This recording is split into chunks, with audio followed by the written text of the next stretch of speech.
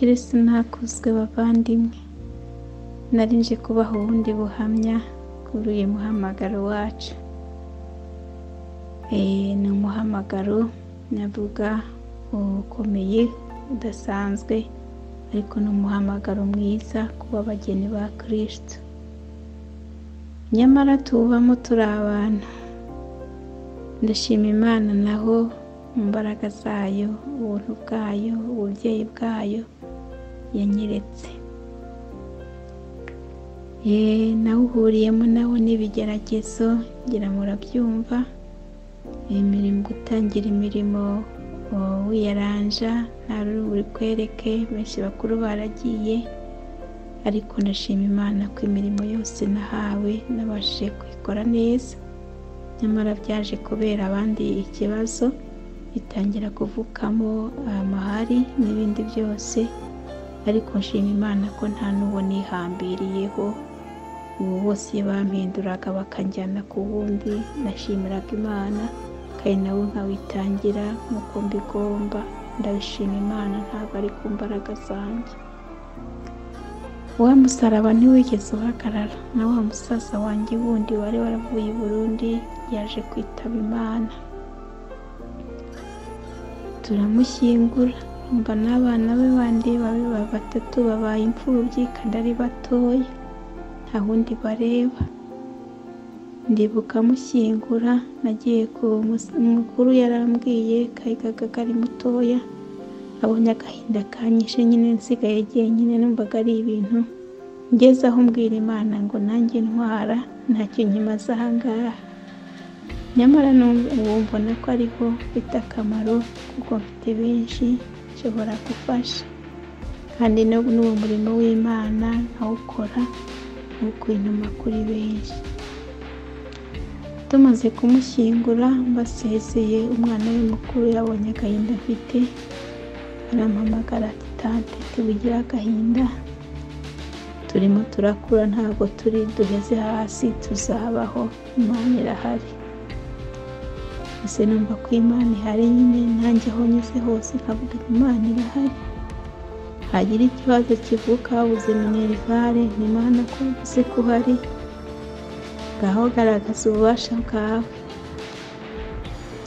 Abavandimwe bakambabuka bagaha umwana minerivare, undi munsi bakaba birukanye uwundi. Imana se ko wambwiye ko turi kumwe, ko uhari, uyu nguyu we kandi bigenze gute?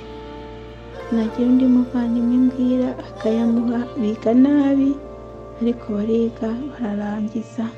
Ku bubasha bw'Imana ndayishima ububyeyi bwayo. Muri iyo mirimo nari mfite narayikoze, bigeza n'aho abakuru bashaka no kuntuma, aribyo ntangaza ubu mu mahanga gufasha abandi bakuze. Ndagenda, hambere harimo ibibazo ariko nahabaye masohoka neza, nta kibazo mpafitiye, ariko ka gahinda kanjye twaragendanaga. None ubundi ndahandi ndi gufasha abandi bakuze, muri ubwo butumwa nyine Imana igihamagaritse. Ibyo byose mbivuze kugira ngo mbagaragarize impuhwe z'Imana n'urukundo rwayo, kandi ngo nkomeze abantu bose bashobora gucika intege abitewe n'ibibazo.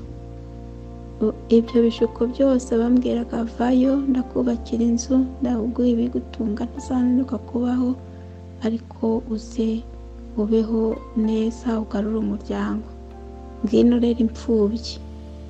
Byose Imana warabimfashije, ndavuga nti izo mfubyi ni izawe kandi urazimenya. Yarabikoze.